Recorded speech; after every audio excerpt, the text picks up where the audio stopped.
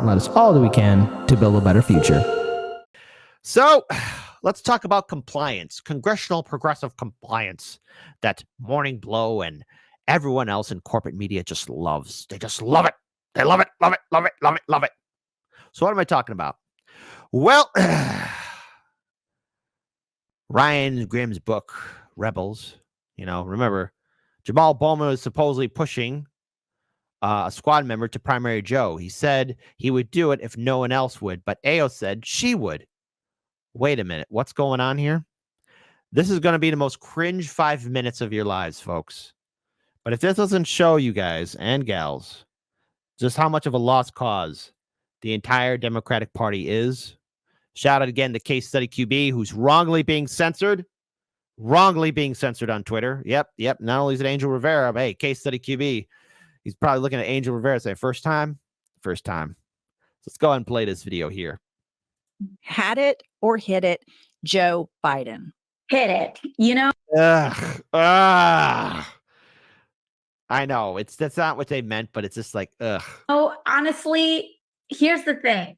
I think sometimes people want electoral politics to be, we overly identify with it's like if you vote for someone, they have to be the embodiment of you.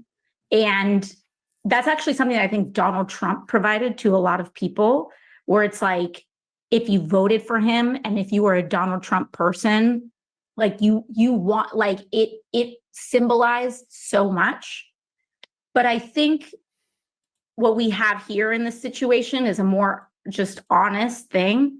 There are plenty of things that the president does that I completely disagree with. Name one. That's what I would have done if I was one of the interviewers there. Name one. What do you disagree with? Not one, not two, but 3 wars. We never got our stimulus check. Nothing about Medicare for all or student debt forgiveness. What about investing into our infrastructure? Crisis at the border. The kids are still in cages. Come on, AOC. I could be here for days. What about, what happened in East Palestine, Ohio? 4,000 people exposed to chemicals. Hey, what about the people of Lahaina? In case you people forgot, there's a crisis in Lahaina. Still, all those people lost their homes. Flint, Michigan doesn't have clean drinking water. Oh, and Chicago, we got a whole bunch of fantastic chemicals and lead in our drinking water too. I think, right now what's happening in Gaza, I can't go on every single day seeing this. I don't associate myself with what's happening. But at the end of the day, we have to acknowledge that we just can't allow this fascist movement to grow in this country. And So she's accusing every single Trump supporter out there that they're all fascists. Okay, let's look at the big book of words. Fascism. What is fascism? Fascism is a far-right, authoritarian, ultranationalist political ideology and movement characterized by a dictatorial leader, centralized autocracy, militarism, forcible suppression of opposition, belief in a natural social hierarchy, subordination of individual interests for the perceived. Okay, and what else we got here? Let's see if we got any other things about fascism. Yeah, that's a whole day, book in there, in the big book of words, looking at it.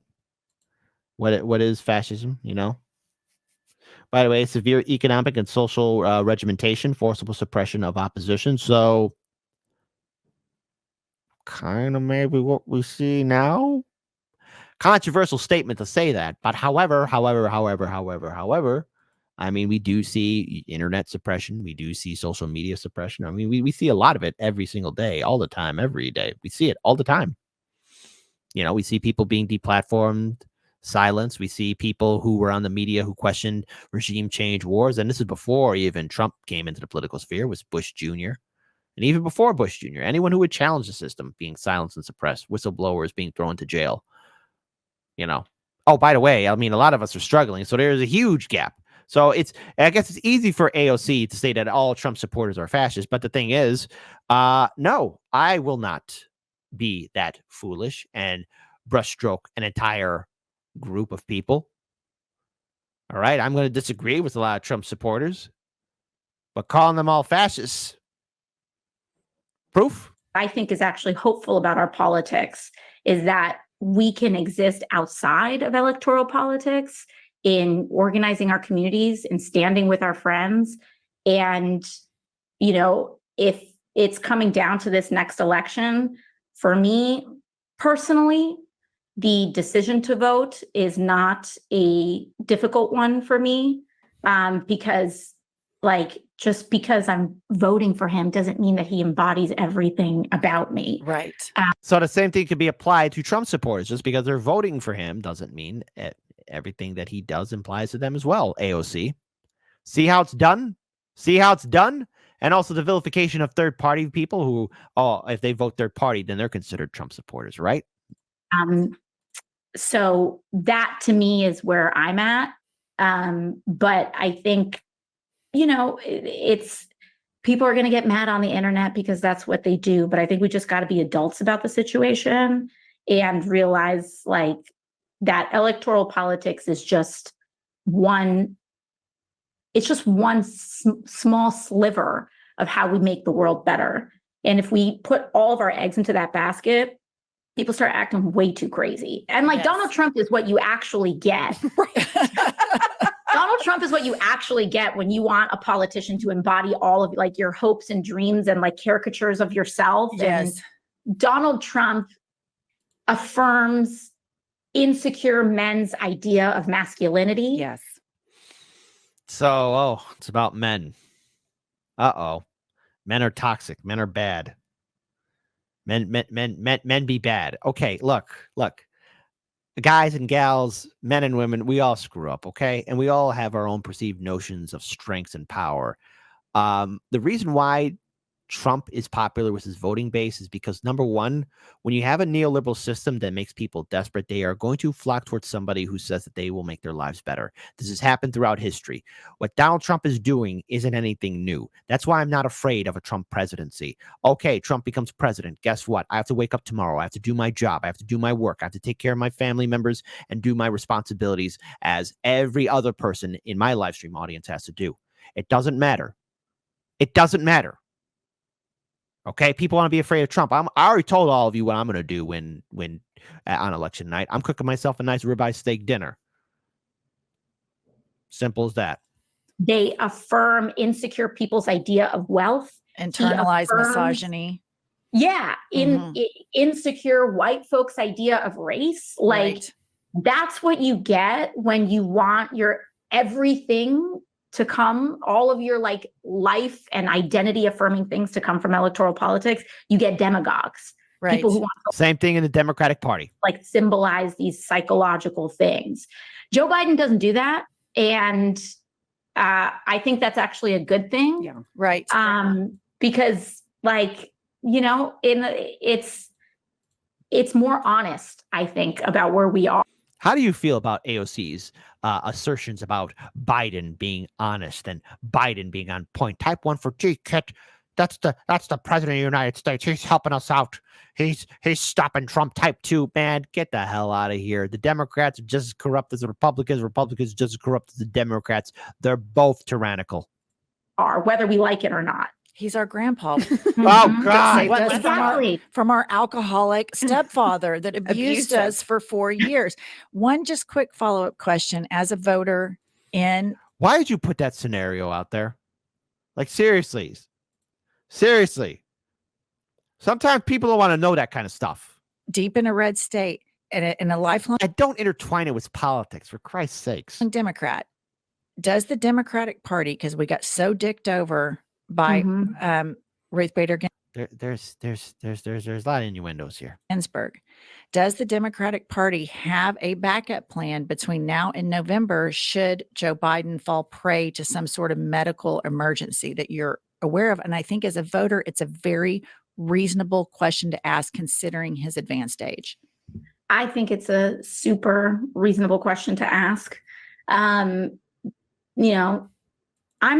do not know, to be honest. I think what people tend to look at is just line of succession in terms of the job itself. But it is something that I think is a reasonable question to ask. And there are, you have people that are kind of running but haven't qualified for these seats. I think it's important to know that if something like that does or were to happen, because there is not a primary, I do believe it would go to the convention. And that is a big gobbledygook situation. So we'd have to honestly see, but I think it's a perfectly valid question to ask. And I think it's also one that, I think this is the biggest disconnect, I'd say, between the Beltway and like everyday people. But it also cuts to this question of, I think a lot of people think who can beat Trump. And I'm going to stop here. Hold on. Because I know you all have heard AOC and her deflection. What this is an attempt to reassure the voting base. And I'm suffering from a migraine from hearing from AOC talking about this. Because, look, AOC, you're trying to encourage people to vote for a party that didn't follow through with any of their freaking campaign promises. You're telling people that we need to be excited about a candidate, about a politician, about a group of individuals who rose up everybody's hopes, but also at the same time, too, promoted fear in 2020. If you don't vote for Biden, Trump will become a dictator for life. If you don't vote for Biden, Trump is going to get rid of women reproductive rights. If you don't vote for Biden, Trump is going to start World War III. So the fear did work. People were bullied. People got scared. I understand. The emotion of fear can get the better of a lot of our judgments. It's happened to me. Happens to anybody. But what AOC is doing is, once again, the gentle approach, like, oh, who could stop Trump? And I'm all in for Biden. But you don't use your power and voice to challenge Biden. And under Biden, Roe v. Wade was overturned. Under Biden, the kids are still in cages, and we have a border crisis, and sanctuary cities are starting to crumble and fall apart because they can't handle the burden. Under Biden, we don't have Medicare for all. Under Biden, we don't have student debt forgiveness. Under Biden, we have not one but three wars. And we really want to start something with China over Taiwan? We have a crumbling economy where they say, oh, everyone's recovering.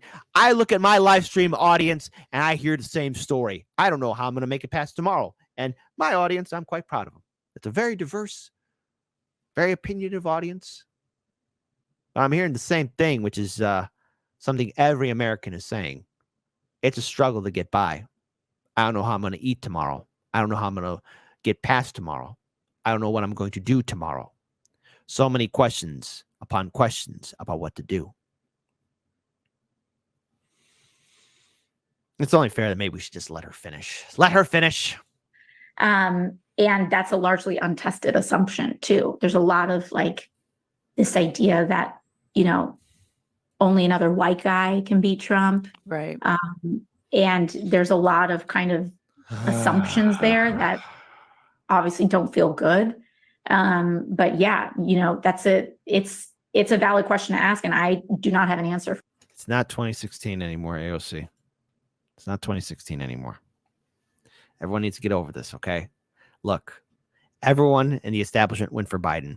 And AOC, last I checked, before 2023 was over, when Biden made his announcement that he was going to run for re-election, you and Bernie were like the first out of the gate to endorse him. So if you had a problem then, like what? Why'd you do anything then? Why'd you do anything throughout this entire administration? Where were you guys for Force to Vote, or March for Medicare for All, or the 3-day General Strike Summit meeting, or the fight for the minimum wage increase? Where are you? Where are all of you? This whole idea that Trump is the end-all, be-all disaster. No. The disaster has already happened. We're living through it right now. See, Trump is a response to the overall sickness of our entire republic. We have unchecked corruption. We have politicians who are living their best lives doing insider trading. Check out Unusual Whales on Twitter. And I'm supposed to be afraid now. I need to live in fear of what Trump will do as president. Guess what? If he gets reelected into power, there's nothing I could do to stop the guy. Okay? All these protests against Trump or marching to Trump Tower won't do a damn thing. Mutual aid, citizen ballot initiatives, building movements and organizations not connected to Washington, D.C. so we can help each other out. We have been effectively abandoned, AOC. Electoral politics, well, it could be argued maybe at one point it was important, but when the American people were cast aside for the donors, which is what 99% of your allies in Congress do, they're on the phone calling their donors for more money so they get reelected. Well, then the American people are not going to be engaged as much. So it shouldn't come as a surprise why people would support Trump, or people want to leave the Democratic Party and either that not vote at all or vote independent and third party. And using this identity politics BS doesn't work. In fact, it pushes people away. So on behalf of Hard Lens Media, everybody, I'm sorry you had to sit through that 5-minute episode. I know you could yell at me later, but you had to see it because just how delusional AOC and progressives and how compliant they are with the Democratic Party. At one point, maybe there was hope that Justice Democrats, brand new Congress, Our Revolution, DSA, and everyone else trying to reorganize the Democratic Party, like maybe there was that potential of reforming it. Maybe there was. Maybe. And I'm being kind with this maybe. But the fact of the matter is, none of it came into fruition. All those great movements from 2016 through 2020, gone, failed, forgotten. I'll tell you one thing the Democrats will do. They're going to bombard all you people with emails, fundraising emails, telling you to be afraid. Don't be afraid.